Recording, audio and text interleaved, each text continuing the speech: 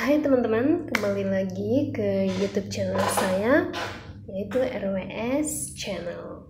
Nah, pada saat ini saya mau bagikan lagi kepada teman-teman, yaitu masih seputaran pengalaman saya juga menggunakan salah satu fitur Excel yang sangat powerful, yaitu pivot. Apa itu pivot? Pivot.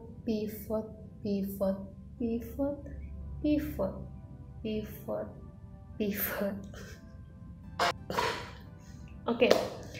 Menurut Mbah Google, ya kita tanya saja Mbah Google supaya saya tidak berteori ria. Menurut Mbah Google, pivot adalah fitur Microsoft Excel.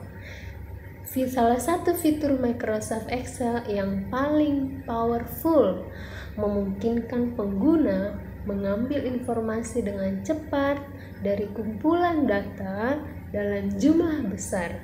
Pivot table dapat digunakan sebagai alternatif untuk melakukan analisis data terkait pengelompokan dan meringkas data. Ya, menurut Mbah Google ya. Oke. Dari keterangan, dari penjelasan ini, saya ingin garis bawahi, yaitu mengambil informasi dengan cepat. Ya, satu, mengambil informasi dengan cepat. Terus kemudian, untuk melakukan analisis, ya. Jadi pivot table ini juga dilakukan sebagai alternatif untuk melakukan analisis data. Itu yang kedua. Terus yang ketiga adalah untuk mengelompokkan data. Kemudian yang keempat, meringkas. Jadi jelas ya teman-teman, saya highlight yang pertama tadi untuk mengambil informasi dengan cepat, terus kemudian melakukan analisis, kemudian yang ketiga mengelompokkan data, yang terakhir meringkaskan data. Nah, itulah penjelasan mengenai pivot table. Oke, baiklah teman-teman, itu dia penjelasan pivot table. Sekarang kita langsung praktek. Kita langsung praktekkan saja bagaimana penggunaan pivot table. Teman-teman, di sini saya ada dua data. Di sini saya ada dua data Excel, ya, ada dua data Excel. Yang pertama adalah data peminjaman berdasarkan user, ya. Catatan atau data peminjaman berdasarkan catatan user. Kemudian data peminjaman berdasarkan catatan sistem. Seharusnya dua data ini sama. Satu berdasarkan catatan sistem, terus kemudian satu dari user, harusnya sama. Tapi kalau kita cek dari remaining quantity berdasarkan catatan user, dan remaining quantity berdasarkan sistem itu berbeda. Ya, kalau kita lihat di sini peminjaman berdasarkan catatan user, ya, remaining quantity-nya kita cek ada 322. Sementara peminjaman berdasarkan catatan sistem itu ada 327. Ya, di sini kita bisa lihat catatan berdasarkan sistem itu ada 327, sementara catatan berdasarkan user ada 322. Nah, teman-teman, kadang hal-hal yang seperti ini mencocokkan data itu adalah pekerjaan yang sangat menguras tenaga dan pikiran. Kenapa demikian? Karena kita harus memperhatikan, ya, mata kita harus benar-benar melek untuk membandingkan data antara sistem dan data antara user. Pertama, kita bandingkan itemnya, apakah itemnya sama atau tidak. Terus kemudian kita bandingkan kuantitinya, remaining quantity-nya, apakah sama atau tidak. Nah, hal-hal yang seperti ini sering saya temukan di lapangan teman-teman. Ini supaya lebih cepat adalah menggunakan pivot teman-teman. Jadi kalau kita lihat satu-satu, bayangin ya teman-teman, kita bandingin nih kode item yang ada di sistem, terus kemudian kode item yang ada di catatan user, kita bandingin satu-satu, itu pegel ya, mata kita bisa keluar lama-lama kalau seperti itu. Belum lagi kita banding kuantitinya sama atau enggak. Kalau itemnya cuma 10 ya atau 20 ya mungkin itu gampang, tapi bayangin seperti ini sampai 264 row ya, sampai 264 row. Jadi tidak efisien ya, kalau kita bandingkan satu-satu sangat tidak efisien teman-teman. Nah, saat ini kita fokus pada kode item dan remaining quantity. Nah, jika kita perhatikan kode item, ya, kode item ini banyak yang sama. Ya, kode item banyak yang sama, tapi serial number pasti beda. Nah, sekarang kita harus menghitung setiap item. Jadi, setiap item yang sama, kita hitung jumlahnya ada berapa. Nah, kalau teman-teman masih ingat, salah satu yang saya highlight, kegunaan atau pengertian pivot table adalah untuk mengelompokkan data. Nah, ini salah satu tujuannya untuk mempercepat, untuk menghitung contoh item EDA 50K. Ya, kita hitung item EDA 50K yang ada di catatan user. Nanti kita akan bandingkan kuantitinya berapa di catatan sistem. Nah, kalau kita lihat ini berapa row ya, ada 260-an row yang ada di data catatan berdasarkan sistem dan user. Nah, kalau kita bandingin satu-satu sebanyak 260-an row, tentu sangat tidak efisien. Setelah Excelnya sudah siap seperti ini, kemudian di atas sebelah kiri di ribbon ada pivot table. Langsung saja kita klik tombol itu atau kita klik menu tersebut, kemudian akan muncul pop-up seperti ini ya, akan muncul pop-up seperti yang ada di layar. Terus kemudian kita pilih new worksheet ya, kita pilih new worksheet. Nanti pada episode berikutnya saya akan jelaskan lebih detail lagi mengenai pop-up tersebut, terutama existing worksheet.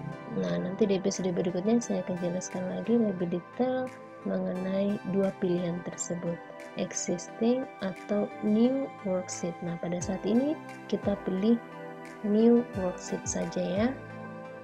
Setelah klik new worksheet, maka tampilannya akan berubah seperti ini. Kalau teman-teman perhatikan, dia menambahkan satu sheet baru di data tersebut. Jadi di data Excel yang tadi, dia akan menambahkan sheet baru ya, yaitu worksheet baru. Nah, kalau kalian perhatikan di sebelah kanan pivot tables field, itu adalah kolom-kolom yang ada di data peminjaman tadi, seperti document ya, item note, itu adalah kolom-kolom.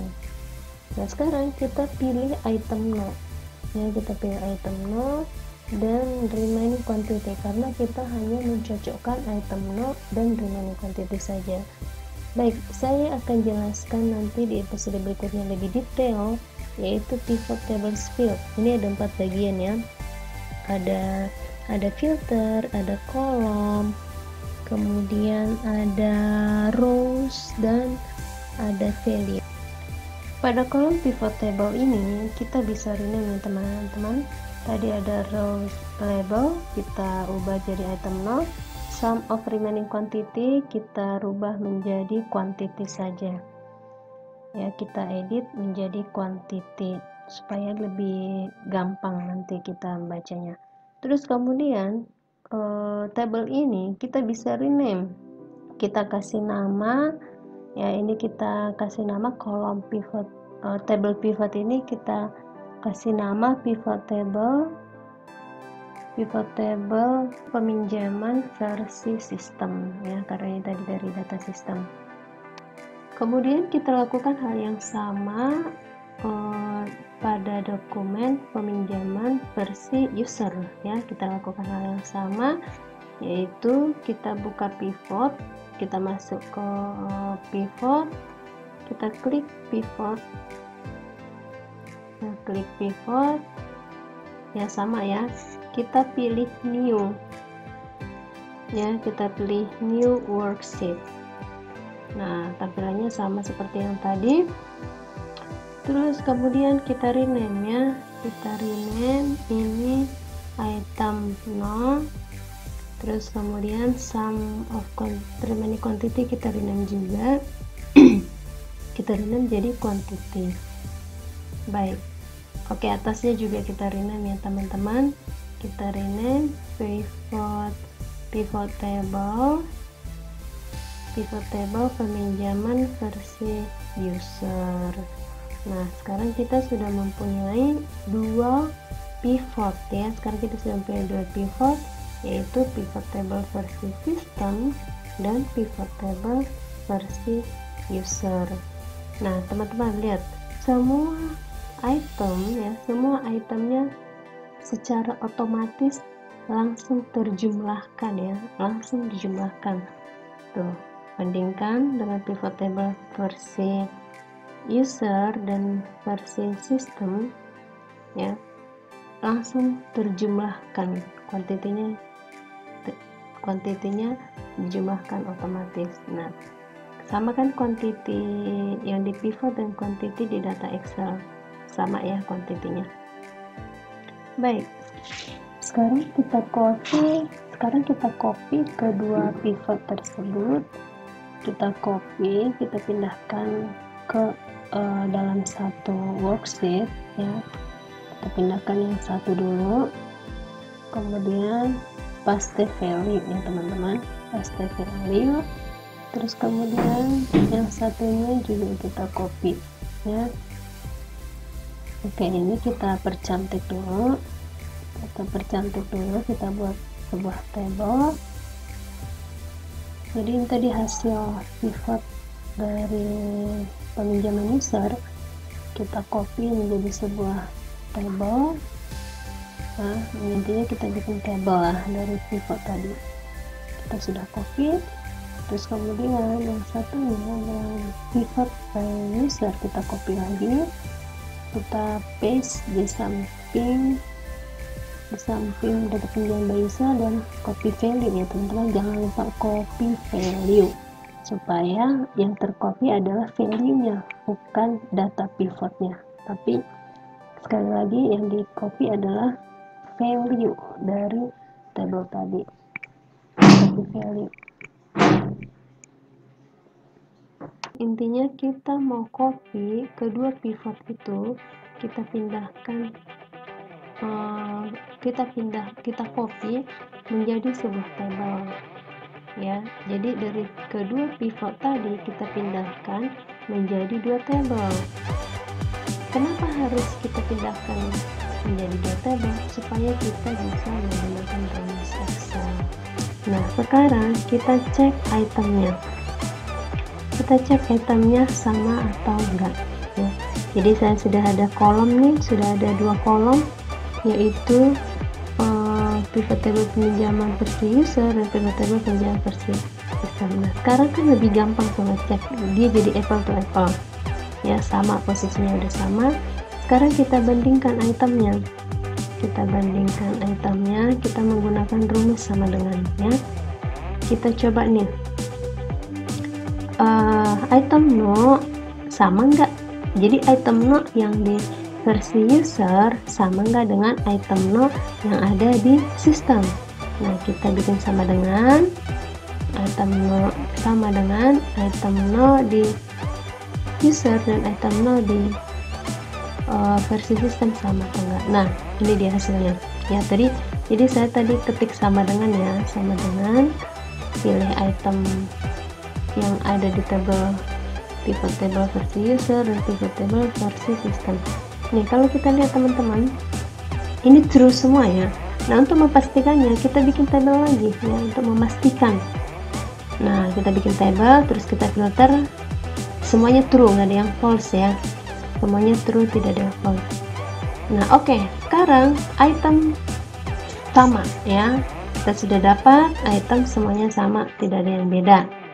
Nah sekarang bagi quantity ya, dari segi kuantitinya adakah pasti ada selisih, quantity pasti ada selisih karena dari jumlahnya juga sudah selisih.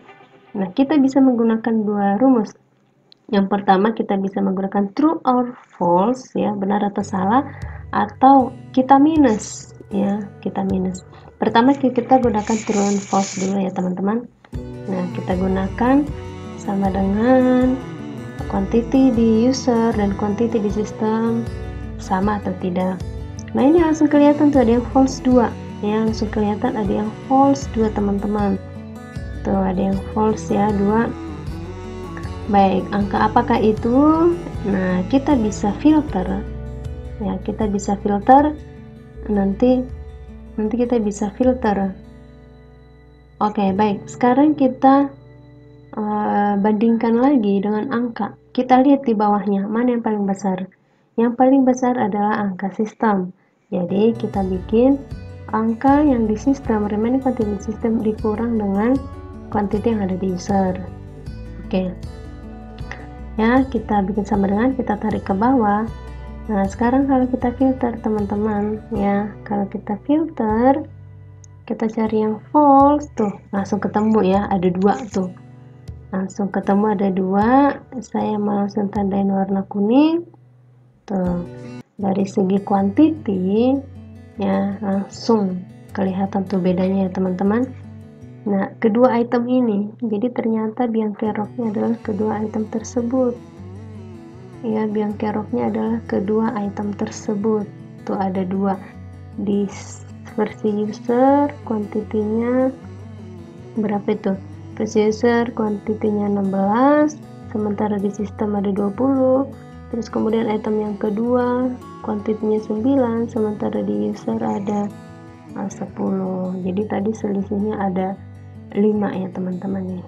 Gampang kan? Tuh, jadi langsung ketahuan ya, langsung ketahuan teman-teman. Langsung ketahuan, kita bandingkan secara item sama. Terus kemudian dari segi quantity langsung ketahuan selisihnya. Ya, langsung ketahuan selisihnya.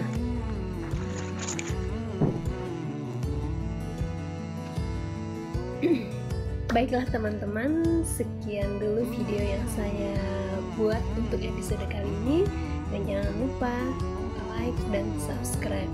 Sampai jumpa untuk episode berikutnya, yaitu kita akan membahas lebih lanjut mengenai new worksheet dan pivot table fields ya. Jadi di episode berikutnya kita akan kupas habis, saya akan contohkan penggunaan new worksheet dan pivot table fields. Ya, kita akan contohkan dan kita akan kupas habis di episode berikutnya mengenai pivot table fields dan new worksheet.